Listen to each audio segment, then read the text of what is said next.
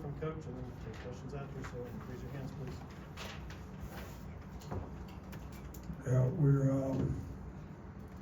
headed to Carolina this afternoon. We've had two really good games with them the last 2 years.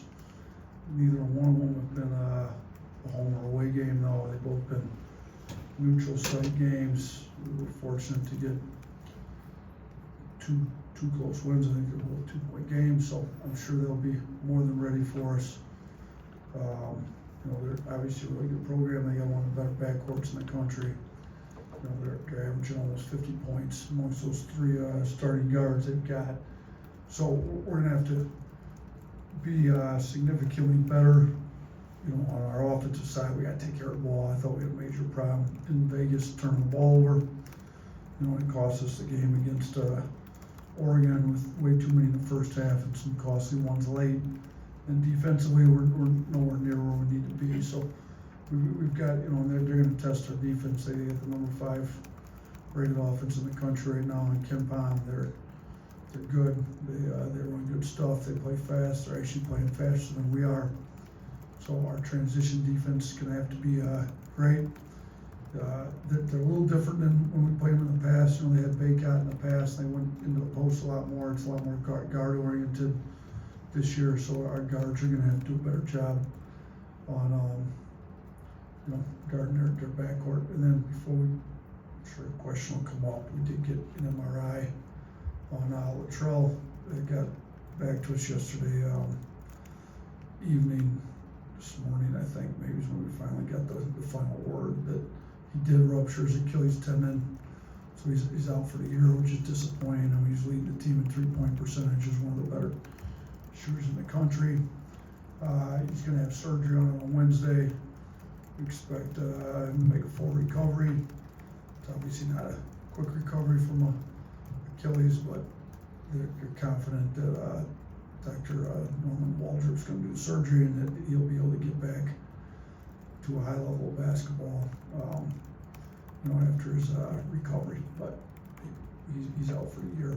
And then Chris Youngblood is practicing every day, getting live basketball. We got to get to where he feels comfortable to start playing in games, and there'll be a ramp up. You know, we have a minutes restriction once he's able to start playing in games too, and I'm still not sure when that's going to be. So a little bit short-handed in the interim, but we should be getting Chris back here pretty soon, and hopefully getting him to full strength as quick as we can. Start right here, Charlie. Yeah, Coach, on the trail, just what do you say to him to kind of keep his spirits up? And is there any possibility you kind of look at a medical red shirt for him?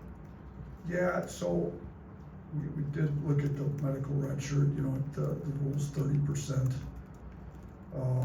which is 10 games in basketball, and you can't play in the second half of the season, which he hasn't, so he's played 8. So we're definitely looking at the medical red shirt, and we're just going to have to kind of sit down. I mean, he's already a college graduate, so there's lots that goes into that. And right now our focus is more with making sure that he's, you know, he and his family, you know, his family will come in and be with him during the surgery, and just make sure he gets taken care of during the surgery.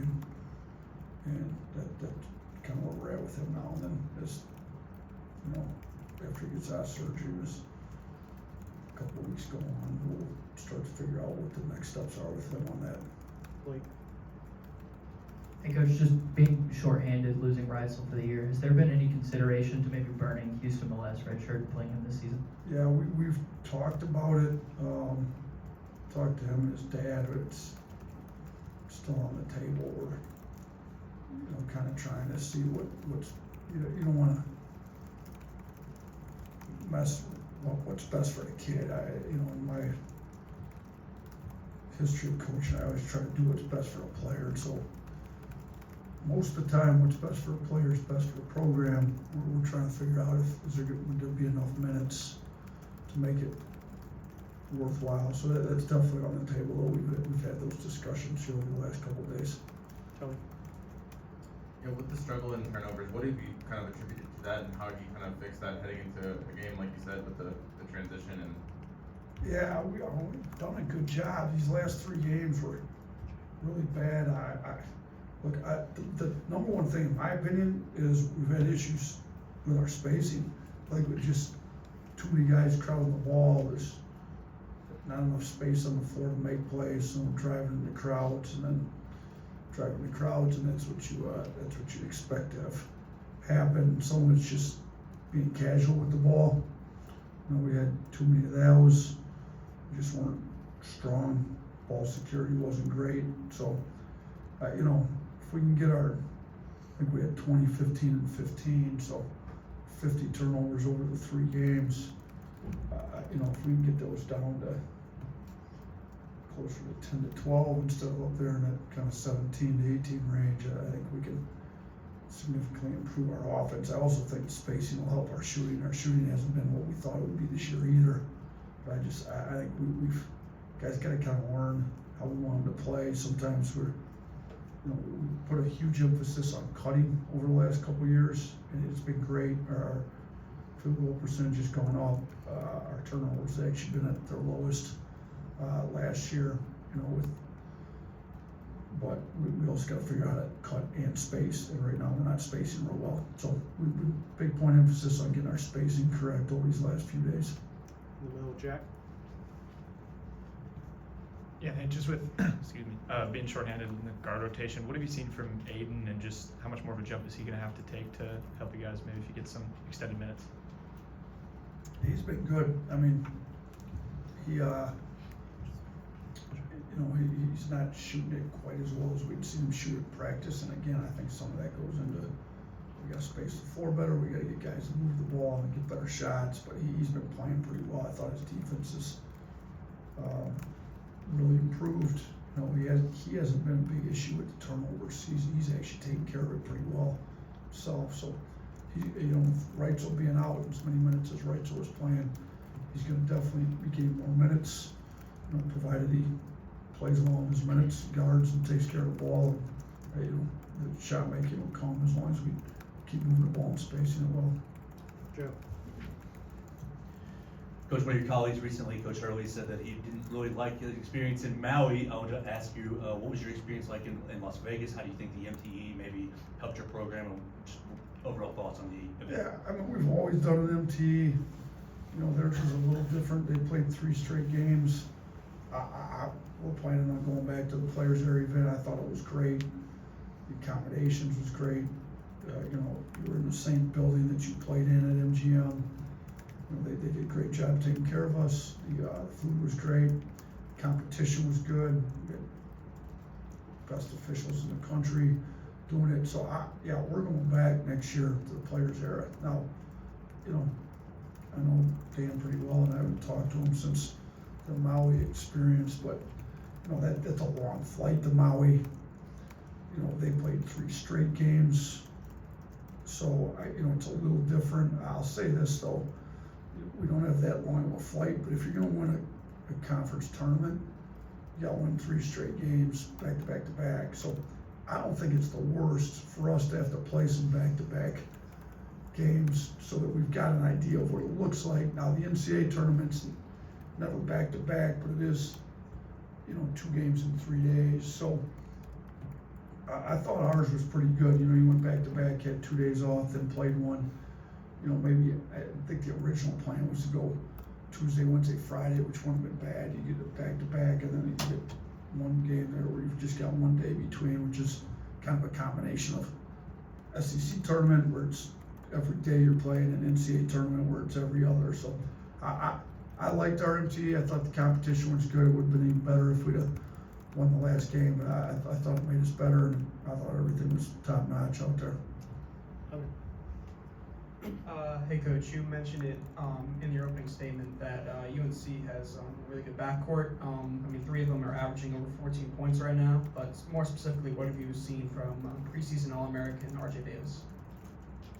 Yeah, the backcourt, I think, is averaging 14, 16, and 18, so almost 50 between the 3 of them. I think, we played against them last year. I think they're all improved. Cado's a really improved shooter. I don't think we'll be able to guard him quite like we did last year. Trimble as well. Both those guys, you can tell, have worked on their shots, and RJ Davis is the most experienced one. He's been there. He's one the best guards in the country. He's a high-level shot maker. I mean, he kind of can get to the rim. He can pull up. You know, he didn't shoot it particularly well against us. I thought we did a decent job. Rylan Griffin guarded him, kept size on him, and tried to run him off the line. I think he was 0 for 9 from 3, if I remember correctly. I don't have the stats in front of me from the game last year, but he didn't shoot it particularly well. I thought Rylan did a great job guarding him. He's a much better shooter than that. What we saw in that game, I think, you know, we're gonna have different matchups ready for him. Is it better to keep a quicker guard that can stay in front of him? If you put size on him, he's quicker than those guys, but they can challenge his shot better. So, you know, we've got our hands full. I think we've got a decent plan. We'll see how it goes as the game goes along. Tony. Speaking of RJ, him and Mark have both kind of seen their 3-point shooting go down a little bit this year. Is there anything behind that, or is it just a matter of time, you know, before they kind of start ramping it back up? And then kind of like, how do you approach that?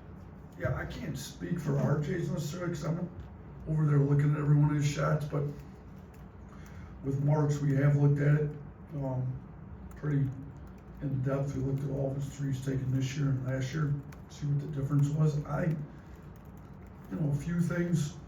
One is teams are definitely gearing their defense towards Mark. It's a little bit different.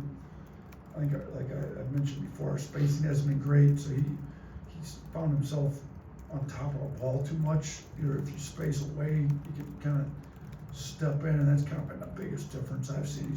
He hasn't been able to get spaced far enough off to where he can be stepping into every shot. You know, he's been kind of stepping out of a lot of shots. You know, because we look, you know, a lot of his shots are kind of taken from pretty deep, but he actually shot, we chart on the line threes, off the line threes. You know, he's shooting a much higher percentage of his shots off the line this year than last year, but he shot almost half his threes from off the line last year, and he was at 51%. So it's not like he can't shoot from deep, but he makes them at a much higher clip when he's actually stepping into a shot. The only way you can be stepping into your shot is you space away from the ball to step into your shot. So we got to get him off the ball more and spaced wide in a way so that he can be stepping in. And if teams don't want to help off him, that's fine. We got, you know, Holloway, Phylon, guys that can get in the paint, drive downhill, and use the space that the other teams are giving if they want to kind of just tug on to Mark out there. So I we'll see a much better shooting. Mark Sears, I think he's working on it. He was in early this morning with Coach Murphy shooting. I think shot 81%.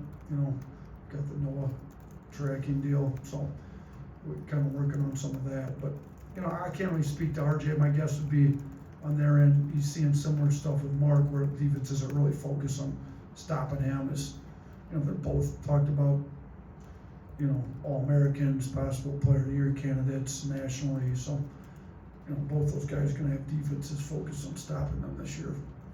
Anyone else? All right, thank you. All right, thanks.